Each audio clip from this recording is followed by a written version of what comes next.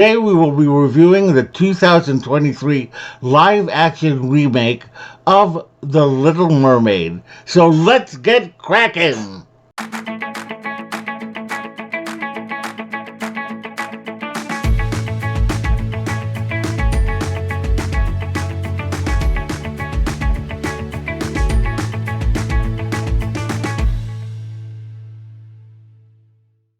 Hello, my explorers, and welcome back to Loren's Adventures Out There. And if you're new, thank you so much for joining us. We really appreciate it.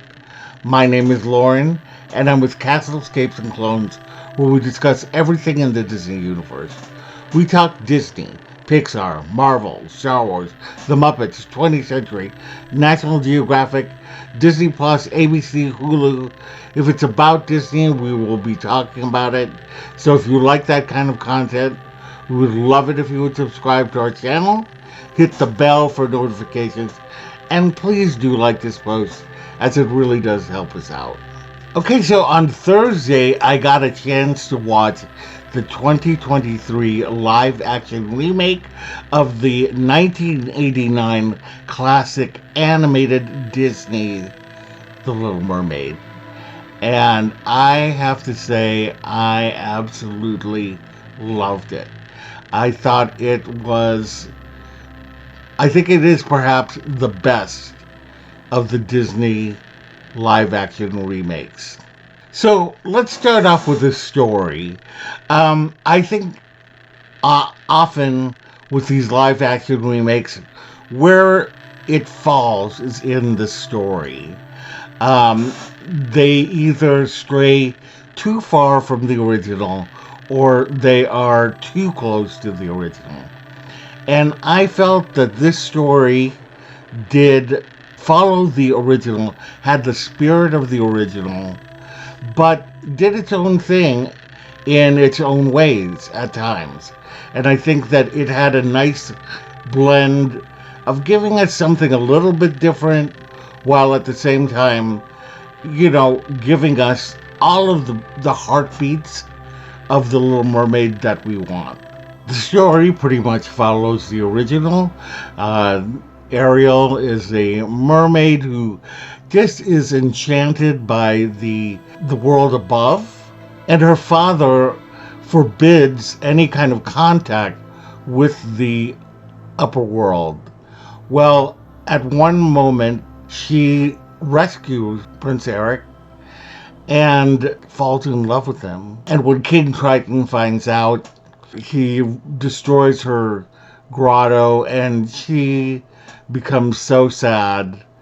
And it's then that Ursula, the sea witch, who they change to be the sister of Triton, she approaches Ariel and tells her that she can turn her human for 3 days as long as she gives her her voice.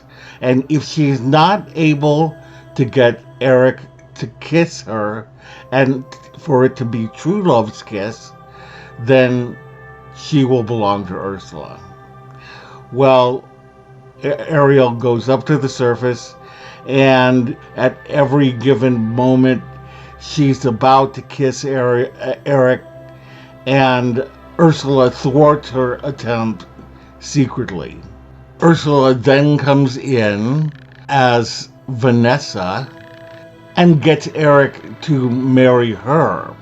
Well, when Ariel finds out, she thwarts Ursula's attempt to marry the prince, but she's a little bit too late, and Ursula takes over. And it's up to Eric and Ariel to save the day. I wondered how much they would take from the original movie, and they really do take quite a bit from it.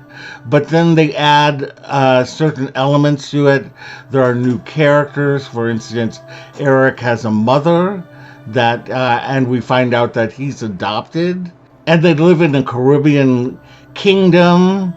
And so they get to use some of the elements of the Caribbean within the story. And they go to a market at one point where I won't tell you where or when, but you will see Jodie Benson, the original voice of Ariel. But for the most part, they follow the story quite well, and much to my surprise, and I really enjoyed that. Okay, so now on to the music. So Halle Bailey, I tell you, has the voice of a bell. She is just magnificent. Uh, on some level, she's very much Ariel, and on other levels, she's very much herself. She adds her own spin to the songs without really making it so over the top that you're like, oh gosh, this is, you know, just some poppy version of the song. She really does keep it in a musical theater range, but adding those pop elements at the same time, if that makes any sense. And she has part of her part of your world, obviously, her most famous song, and the reprise, and then they add a second reprise, which I thought really tugs at your heartstrings. Under the Sea, a lot of people I've heard complaining about how, you didn't have kind of the characters that they did in the animated version, like the flute is the Duke of Soul, and, turtles playing clamshells and all these elements. It didn't bother me so much because this is a live action remake. And, just like, and we'll talk about this in a minute, with some of the characters, making them look more lifelike, it just wouldn't have worked, I don't think. And what I think that they did was something really beautiful. You had dolphins, you had sea turtles, you had jellyfish, just all of these wonderful sea creatures that I really enjoyed watching. I thought Daveed Diggs did a wonderful job with the song, and it was nice to hear Ariel, Halle Bailey, join him in some of the song. Jonah Howard King is given a song called Wild Uncharted Waters, and this is where he kind of sings about this woman that he knows that saved him, but doesn't know who she is or where she is, and so I thought that he did quite well with that song. It's probably the best one of the Lin-Manuel Miranda co-written songs. Um, Lin-Manuel Miranda contributed 3 songs with Howard Ashman, and that one was one of them. The other songs are, of course, the songs of Howard Ashman and Alan Menken, the classics. Poor Unfortunate Souls. I know a lot of people were nervous about Melissa McCarthy performing the song and being Ursula. I don't know why. I didn't have any fears about it.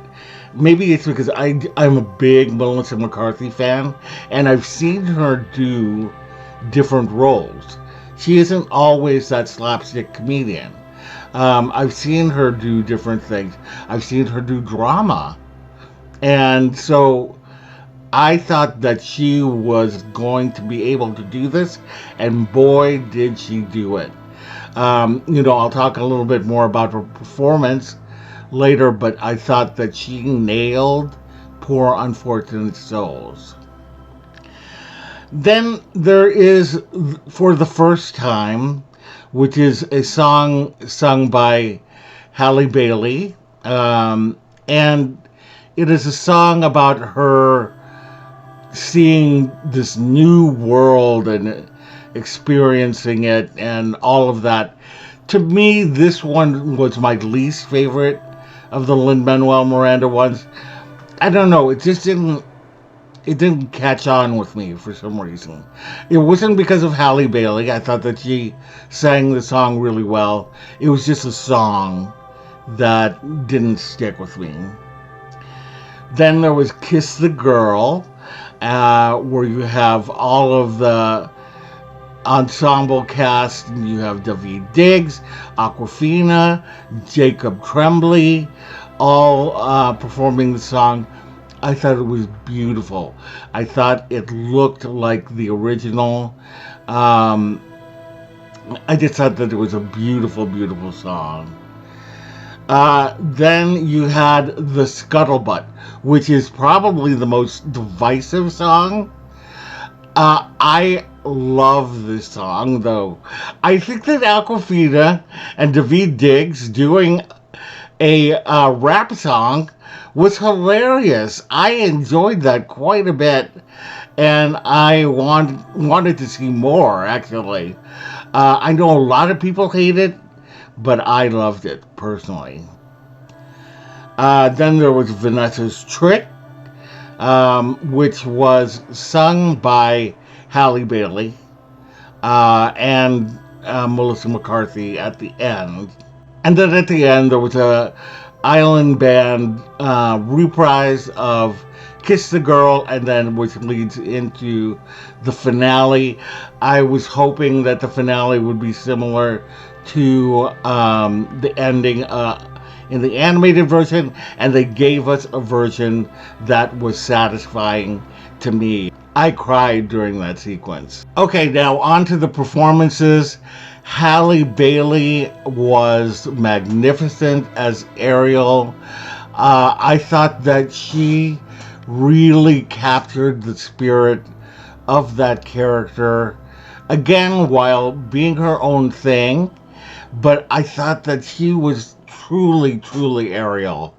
All of these people who have hated on her because she is of African descent, I don't get it. I've never gotten it, and I'm hoping that if people give her a chance, they will see how glorious she is.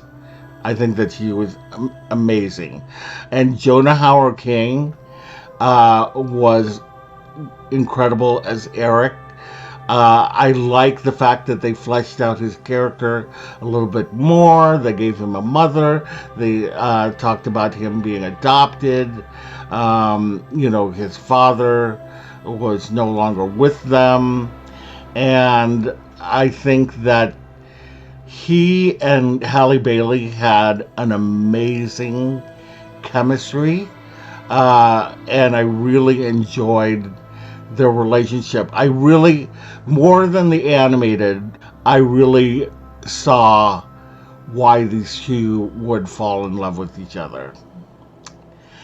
And then you had Melissa McCarthy as Ursula, just so over the top and amazing. Again, she sang her heart out in Poor Unfortunate Souls, and she sounded magnificent. A lot of people, again, wanted to see more of a drag queen be Ursula, but I think that what she did with the role was just incredible. I loved her. And then you had Javier Bardem as Triton. And I thought that he looked great. I thought he looked a lot like the Triton in the animated feature. My only thing with Javier Bardem was that I think he played it too seriously. And there were moments where I wanted, in the animated feature, Triton had, you could sense that he felt bad about maybe his reactions, like destroying the cavern and how he had treated Ariel. And he was a little bit more disciplinarian in this, and I don't know, I just wanted him to be a little softer. But I thought that he looked great, and it didn't really change my opinion too much. the sidekicks. The sidekicks were fantastic. David Diggs as Sebastian, and how he played off of Aquafina as Scuttle. Uh, Scuttle was no longer a male seagull, but a northern gannet, a kind of a diving bird. So Scuttle could be under the sea and have conversations with Ariel as well as up above. Aquafina, I thought, was just so hilarious. I'm a big Aquafina fan, and I thought that she really did capture Scuttle. Her and David Diggs were just hilarious together. And Jacob Tremblay might as well have been the original voice of Flounder. He sounded exactly like him. I'm a big fan of Jacob Tremblay. One of my favorite Pixar movies is Luca, and a lot of that is because of his performance in there. Just this like innocence to his voice is just so magnificent. I loved it. So I thought that the cast was fantastic. So overall, I thought this movie was great. I really highly urge you to go see the movie, even if you have fears. I just think that this is a love letter to the 1989 classic. And like I said, to me, it is the best of the remakes. And I do like some of the remakes. I like The Jungle Book very much, Cinderella, even Aladdin. But the others are just kind of like to me. So this one to me just stood out amongst the rest of them. I give it a 9 out of 10. I think that it is that good. So I would love to know in the comments below what you thought of The Little Mermaid. Let me know. And if you had a good time today, we would love it if you would subscribe to our channel, hit the bell for notifications, and do like this post, as it really does help us out. Visit us on all of our socials down below, and visit our website at www.castlescapesandclones.com. Thank you so much, and we will see you later. Bye!